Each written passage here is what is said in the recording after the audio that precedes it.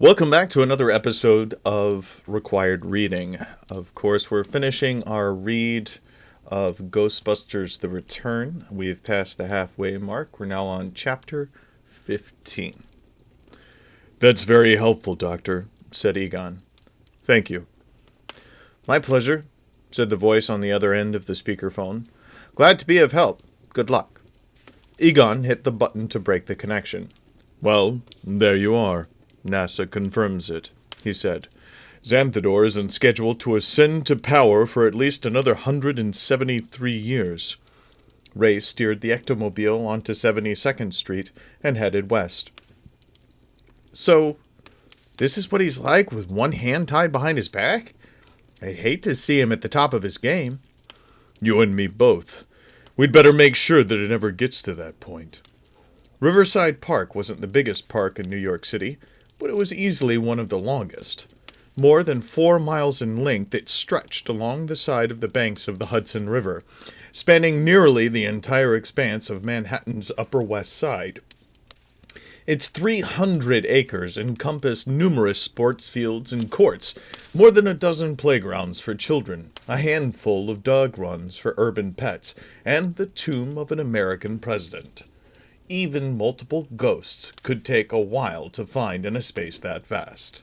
Fortunately, the call for help had placed the ghost in a cluster near the 79th Street boat basin. Ray and Egon couldn't be certain that there weren't more of the entities lurking elsewhere in the park, but it was the obvious place to start, at any rate. The ectomobile cruised up Riverside Drive until it reached 79th Street. Ray pulled over into an illegal parking space beside a fire hydrant and a towering oak tree. After years of New York driving, he knew all too well that finding a legal parking space in Manhattan often could take longer than the trip itself. As a result, he had long since come to the conclusion that it made more sense to grab any open space in an emergency and try and fight the parking ticket later, if need be. "See anything yet?" he asked, as he straightened out the car.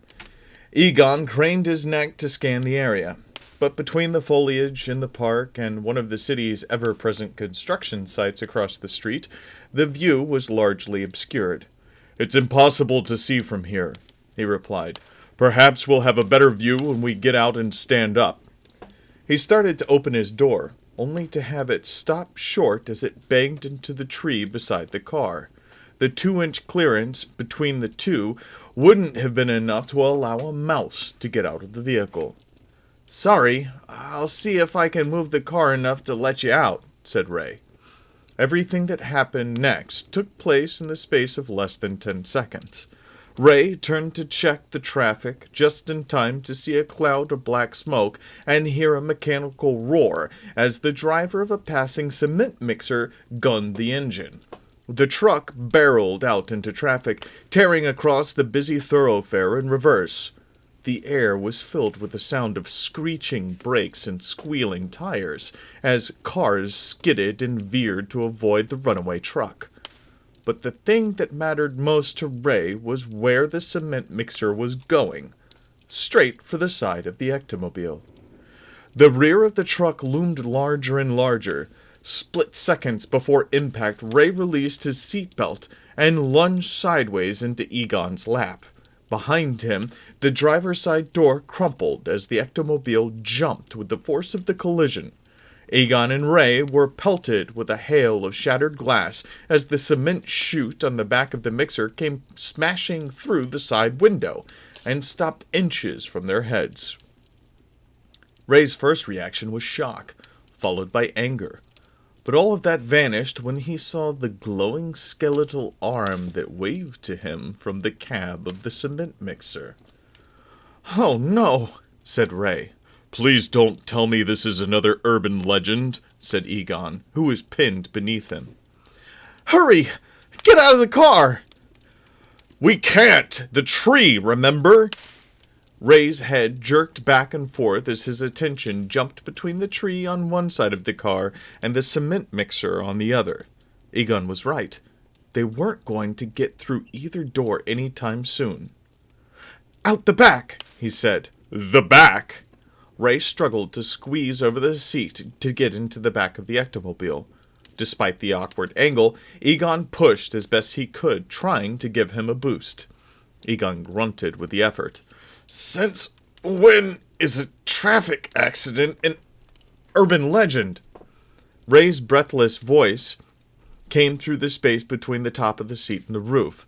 "A cement truck driver comes home early from work.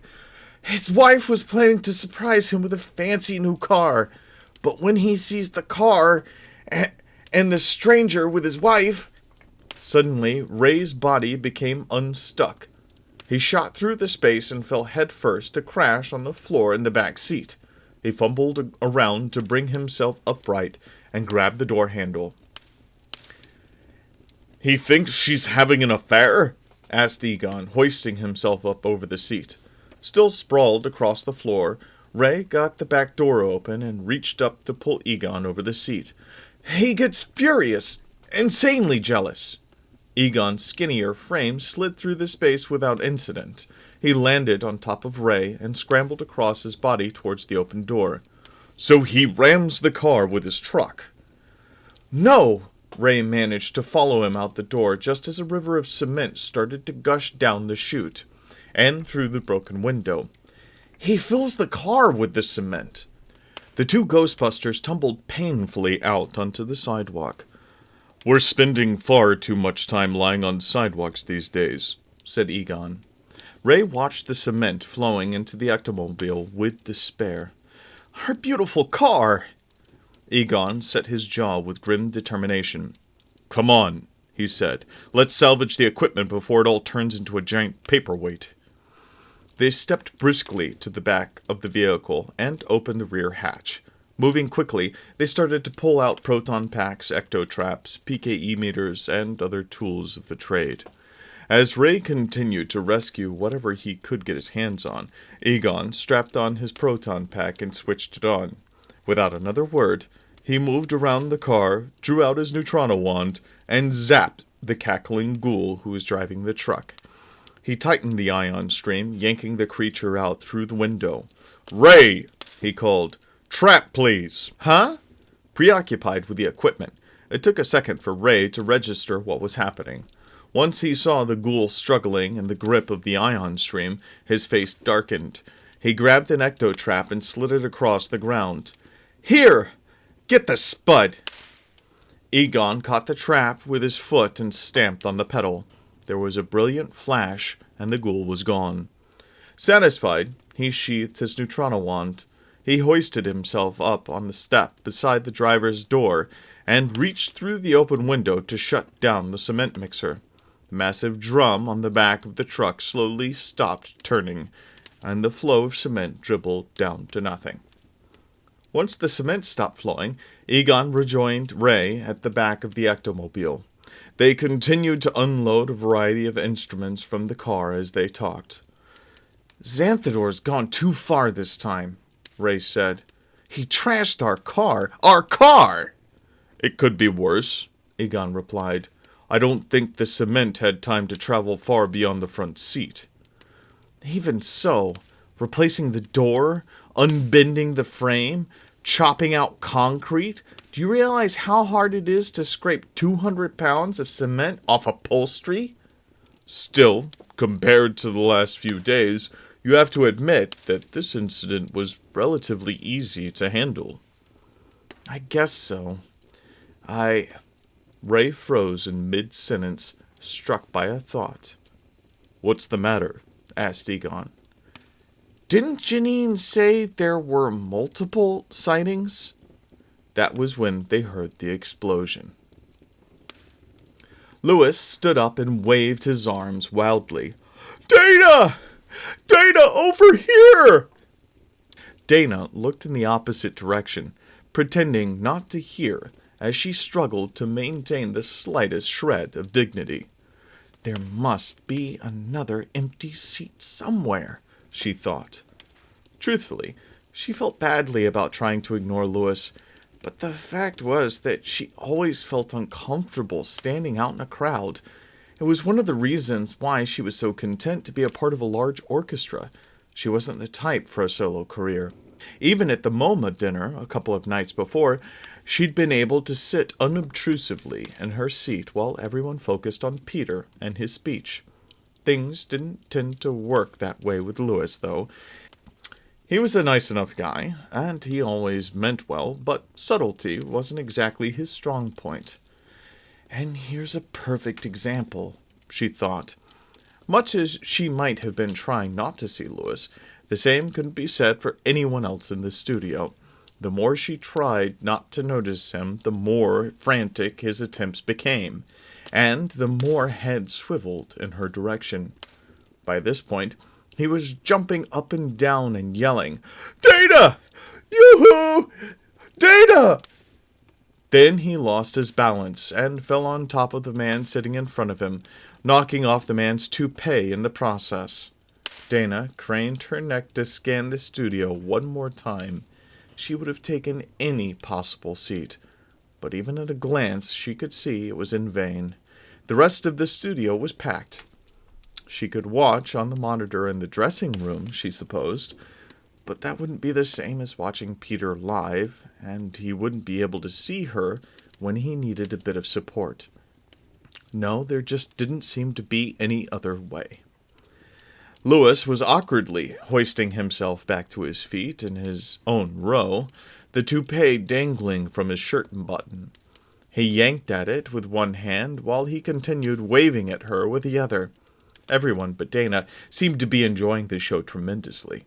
She waited until Louis pulled the toupee loose and dropped it back on the man's head, where it landed at an odd angle. As the red-faced man fumbled with it, Dana looked over at Louis and smiled as though noticing him for the first time. She screwed up her courage, waved sweetly, and walked down the aisle to his row. "Hi, Louis." "Hi! Come on over. I saved you a seat." "That's so nice of you. You shouldn't have." "Oh, no problem." Excusing herself repeatedly, Dana squeezed past the other people sitting in the row until she reached the empty seat and sat down as quickly as she possibly could. "This is going to be really good. Look, I've been preparing for it," said Louis.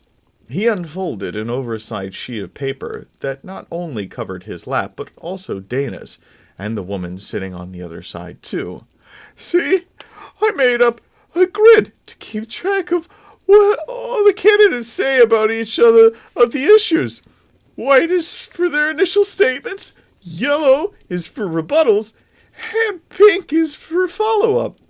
Here's Peter's column over here. Then I've got a section down here for cross-referencing when appropriate." "That's, very impressive, Louis," said Dana. "Very organized." "I figure there's going to be a lot of ideas flying back and forth today. When things start to get hot and heavy, all these people in the audience are going to have a hard time keeping track if they don't have some kind of tool to help them stay on top of it all." "Ah." "But that's not all." "No?" "Not by a long shot. See, I don't know if you thought about it, but I figure that we gotta support Peter in the debate." "Uh-huh." "So I painted his name on my chest. I got the idea from seeing a commercial for professional football. Maybe it was a soccer. I get those things confused sometimes, but anyhow, whenever Peter makes a really good point, I'll jump up and tear open my shirt and cheer. You want to see?" Louis started to reach for his shirt, but Dana quickly grabbed his wrist. "No!" she exclaimed more loudly than she intended. Heads started to turn again at the unexpected outburst. She flushed and lowered her voice. Louis, that sort of behavior, painting your chest and all, well, it's true that some people do it at sporting events." "Yes, and I use fluorescent paint so it will show up really well." He started to reach for his shirt again. Dana caught his left wrist. "But it's not really the kind of thing people do at political debates. No? No, not really. It might make people think that Peter's not as serious as he should be. Oh, well, I wouldn't want that to happen. No, I'm sure you wouldn't. It's just that I've never been to one of these things before. I wasn't sure what was expected. I understand. I guess I probably shouldn't waive the penance that I made either. Probably not. Oh, okay. Lewis reached down with his right hand and fingered a few obviously homemade flannel flags. Venkman number 1 had been written on the first one. The second one said, Go Venkman, against a background of tiny Ras. The third one read, Venkman opposes passage of Ordinance NY 237, which provides tax relief for the top 2% of wage earners while significantly increasing. Dana wasn't completely sure why it stopped in the middle of the sentence. She assumed it continued on the other side. With a look of mild disappointment, Lewis stashed the pennants beneath his seat. Still, after they were safely stowed away, Dana waited a moment to make sure the message sank in before she felt secure that the danger was averted. She breathed a sigh of relief and slowly released her grip on his wrist. It was only then that she noticed the woman who was sitting on Lewis's other side. She was a small African-American woman, probably in her 60s, and she was chuckling heartily. She caught Dana's eye. Say what you want, but the boy surely does have spirit, don't he? Dana smiled weakly, but couldn't quite bring herself to answer. Lewis, on the other hand, was his usual irrepressible self, apparently immune to embarrassment. Dana, do you know Mrs. Zeddemore? He said. We met out front before. She already has her nephew handling her income taxes every year, but she's a nice lady anyway. Mrs. Zeddemore, Dana Barrett. Now, Lewis, what did I tell you? Said the older woman. He smiled and hung his head like a little boy who'd been caught in a bit of mischief. Right. Sorry. I meant Mama. She extended an arm across Lewis to shake hands with Dana. Evangeline Zeddemore, she said, but you can call me Mama. Everyone does. Dana smiled and tried to regain her composure. Pleased to meet you. I've heard so much about you. I'm Dana. Oh, yes. You're Peter's young lady, aren't you? Well, actually, I wouldn't call myself anyone's young lady, Dana thought. But instead she said, something like that. Those boys of ours are surely something, ain't they? Yes, I'd have to say they're something, all right. Bet you never expected to be in a place like this, watching your fella argue with a bunch of other gentlemen to see who get to run this city, now did you? No, I can't say as I did. Mama Zeddemore beamed from ear to ear. Me neither, but I don't mind telling you that these last few weeks I've been right over the moon. I always did know my baby would do me proud. But all of this, I'd be up on the roof every morning crowing like a rooster if I could. She chuckled. Oh, but listen to me going on and on like an old lady. Why, I don't need to tell you all that. You must be feeling the same way yourself. Isn't that right, dear? Maybe it was just Mama Zeddmore's infectious enthusiasm, but Dana realized that she did indeed feel the same way. Over the years, she'd enjoyed Peter. She'd appreciated him. She'd been infuriated by him on occasion. She'd even loved him, although she had no illusions about hearing him say the same any time soon. And whenever he put his life on the line to save the world, or even Oscar and herself, she'd been proud of him, too. But this felt different, somehow. Dana couldn't quite put her finger on it. Maybe it was the way Peter was dressing up in his nice suits every day, or the attention he was paying to serious issues, or maybe it was the way he was spending his time in meetings instead of chasing ghosts with a ray gun. It almost felt like Peter was growing up. She looked at Mama Zeddemore with a broad smile. "Yes," she agreed. "I know exactly how you feel." From the floor of the studio, the stage manager called for the audience's attention.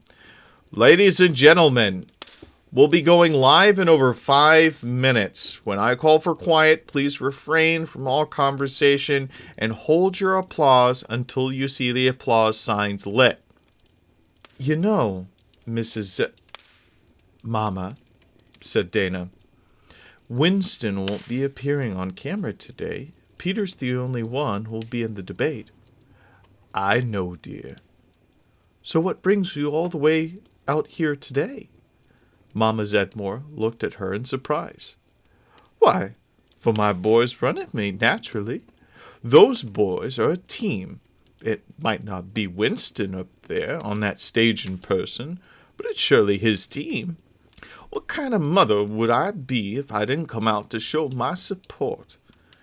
Ain't nobody going to know I'm proud of my boy if I don't act like it. I've got to wear that pride for all to see. Now don't I?" Dana considered that point for a moment, letting it sink in. "Yes," she said slowly. "I suppose you do." She turned to Louis. "Can I have one of those pennants?" It took him a second to realize why she wanted it. Once he did, his face lit up. Immediately, he started to grope around beneath his seat to find the flags. "Sure! We can each wave one." He handed one of each to Dana and Mama Zeddemore, holding on to the last one for himself. "Does that mean it's okay for me to open my shirt?" "Don't push it," Dana replied. They were racing across the park, heading downhill towards the boat basin, when they saw the first one. It was a boy, about 10 years old with tousled hair, standing beside the fountain in the rotunda near the marina. He would have been thoroughly unremarkable if it had not been for the fact that his skin, hair, eyes, and clothing were all the same unearthly shade of pale green, and if he hadn't been translucent. And if there had only been one of him. Ray spotted a second identical figure on the footpath that led down to the boat basin. Egon caught sight of the third standing amongst the sailboats that were docked down below. There was no way to know how many more of them might be scattered across the miles of greenery that comprised the park. Ray waved his arm at Egon to get him to stop. "Hey!" he said between wheezes. "Hold up a minute." There were several reasons why Ray wanted to stop. Admittedly, some of it had to do with the physical exhaustion that came from running the equivalent of a few city blocks with an unlicensed nuclear reactor strapped to his back. Part of it came from not wanting to collide with dozens of panicked park visitors who were fleeing the area after the explosion that he and Egon had heard. For the most part, though, it simply reflected an understandable level of caution. Most of their encounters with Xanthodor's wraiths had been potentially lethal. Ray didn't want to rush too far in before they had a chance to figure out just what they were dealing with. For its part, all the trio of youthful specters did stare directly at him and Egon. "What do you think?" asked Ray, catching his breath. "Difficult to say. Clearly, it's a Class 3 full-body manifestation with multiple concurrent instantations, but until one of them actually does something." "It's hard to know what they're capable of," said Ray, completing the thought. "Do you know of any urban legends about triplets?" "Not off the top of my head." The ghost continued to stare at the two Ghostbusters. The young wraiths still hadn't budged. "Maybe they just came out to enjoy the river view," Ray said dryly. "It is a nice day out here." Without taking his eyes off Ray and Egon, the ghost near the fountain reached into his pocket, took out a small packet. It tipped back its head and poured the contents of the packet into its mouth. "I think we're boring it," said Egon. "What's that noise?" asked Ray.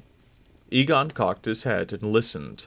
Sure enough, there was a faint fizzing, crackling noise coming from the general direction of the ghost near the fountain. There was something oddly familiar about it. "Fizzy candy," Egon realized. "What?" "Fizzy candy. It's made from a base of sodium bicarbonate, so it fizzes and pops inside your mouth. I haven't seen any since I was a—" "Look out!" Ray shouted. "He's got a cola!" "For Semtada!" cried the ghost. With a wicked smile, the spectre raised a translucent can of soda to its lips. Without a moment's hesitation, Ray grabbed Egon and hit the ground, taking cover behind a broad trunk of a nearby tree. And not a second too soon, the young ghost took a long swig from the can. Instantly, its head swelled to several times its previous size and exploded with the force of a mortar shell. The blast sent debris flying in all directions and shook the very ground. Egon and Ray could feel the force of the shockwave pass over them, but the tree saved them by taking the brunt of the impact. As soon as the blast subsided, the Ghostbusters were scrambling to their feet, neutrino wands at the ready. "Fizzy candy and cola," said Egon. "Even I should have recognized that legend." "You knew that one?" said Ray, swinging his neutrino wand in an arc as he surveyed the scene. "Are you kidding? When I was a child, I spent weeks conducting experiments to try and replicate the phenomenon." "Did it work?" "No, but not long after I discovered nitroglycerin." The explosion had torn up the area around the rotunda pretty badly. The fountain was completely gone.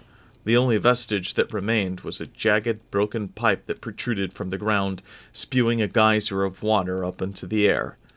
The blast had even blown the spectre's head clear off its shoulders. Not that it seemed to bother the headless ghost much. The spectre continued to stand nonchalantly beside the spot where the fountain had been, letting the water rain down through its ethereal body.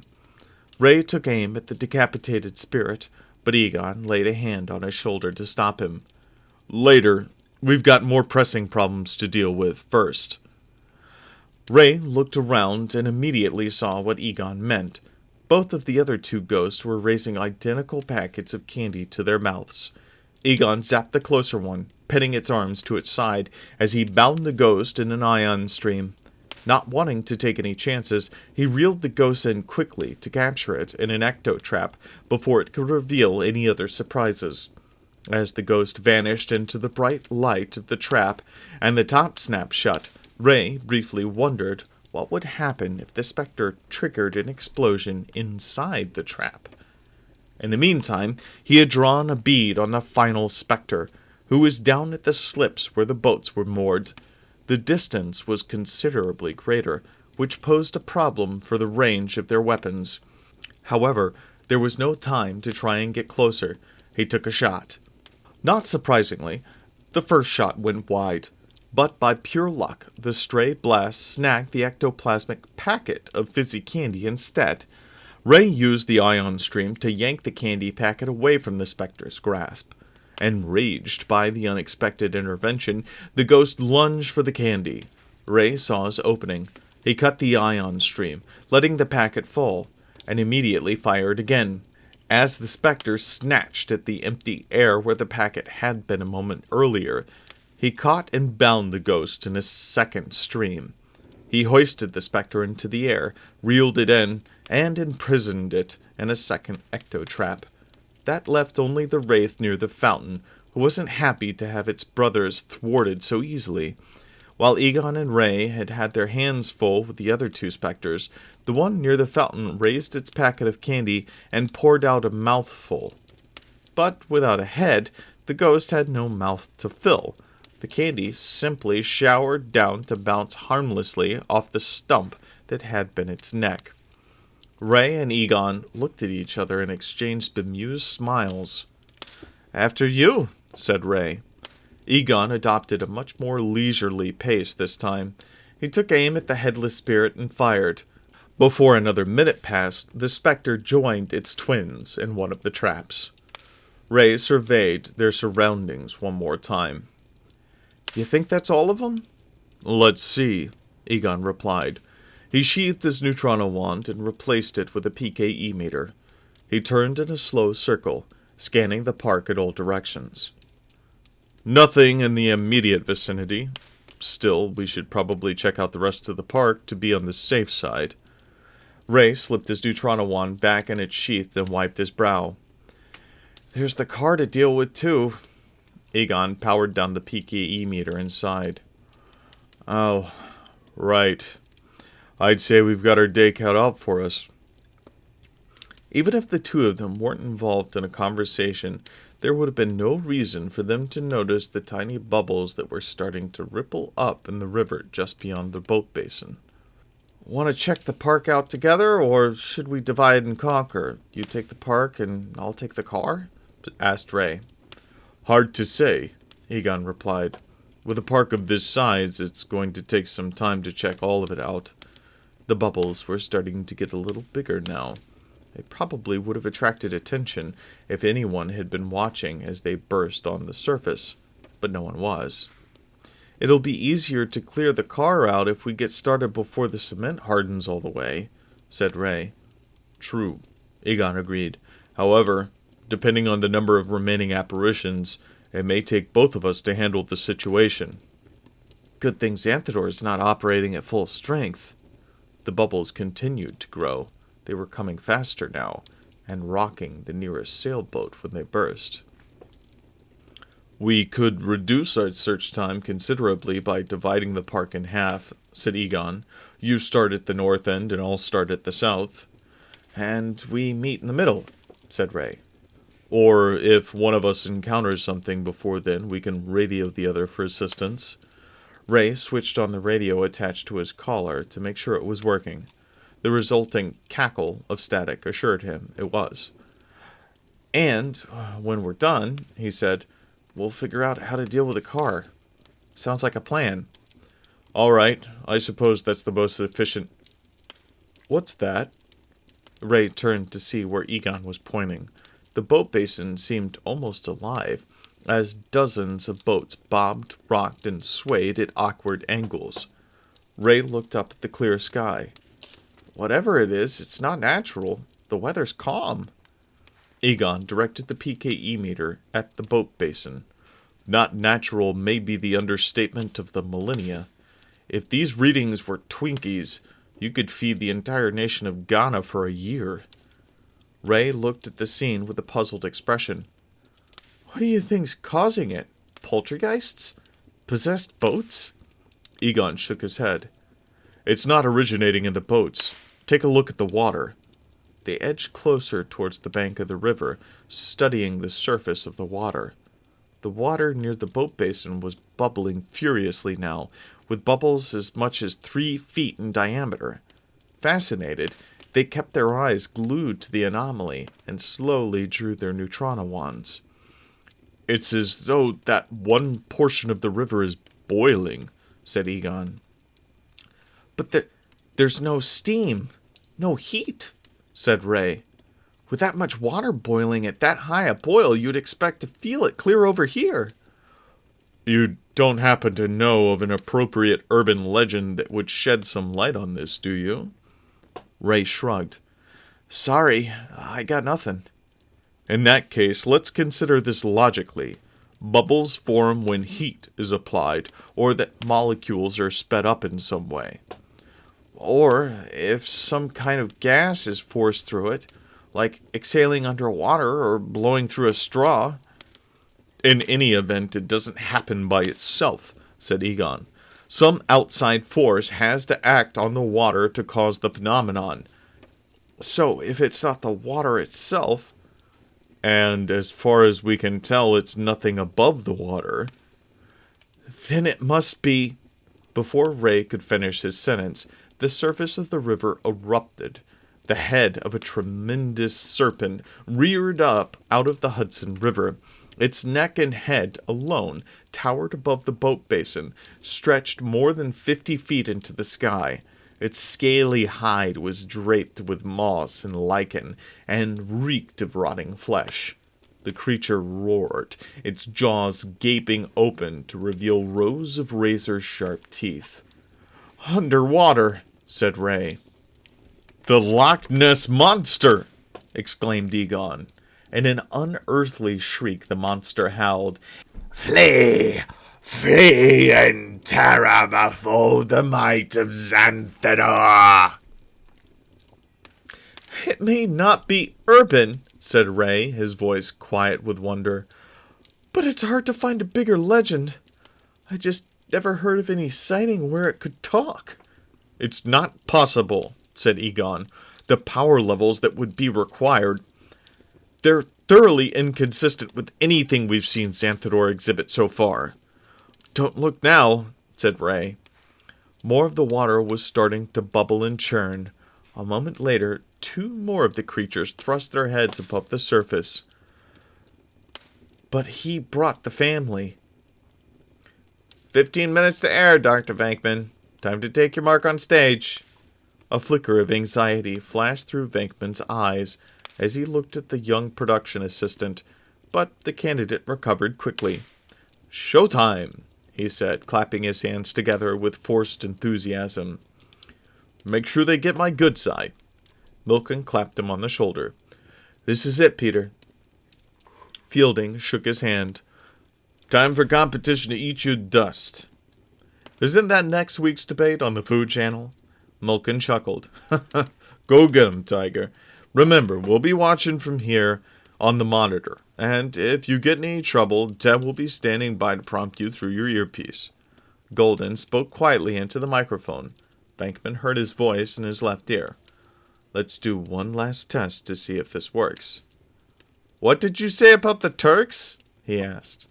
Golden went pale. "It's not working.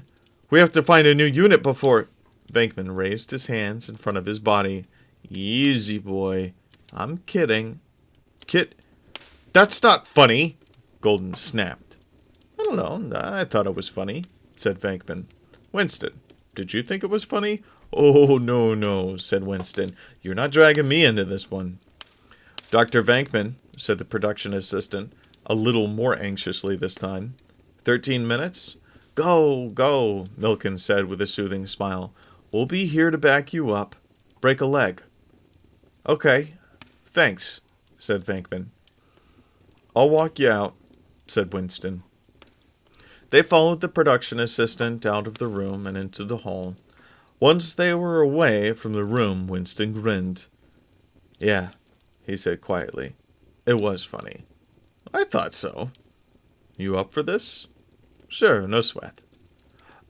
Gentlemen," said the production assistant, "we have to move quickly."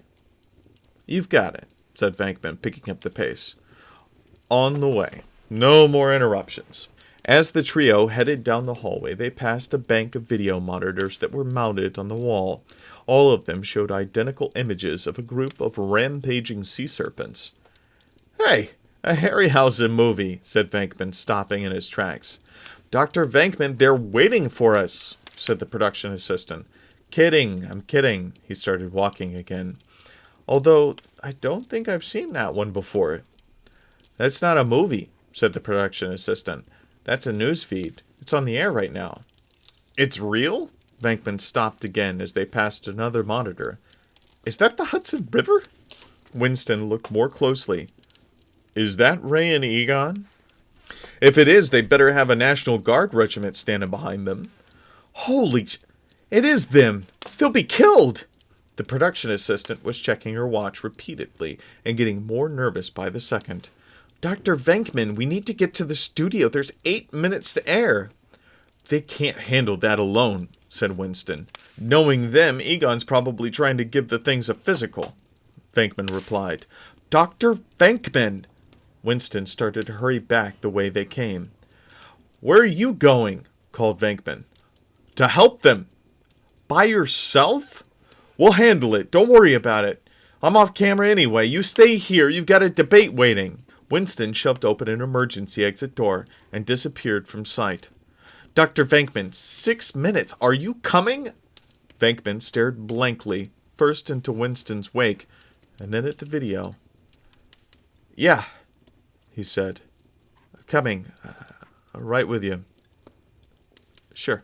Hey, thanks for checking out that episode of Required Reading. If you'd like to support the show, or just show everyone how cool you are, be sure to click on the link in the description down below to check out our merchandise store.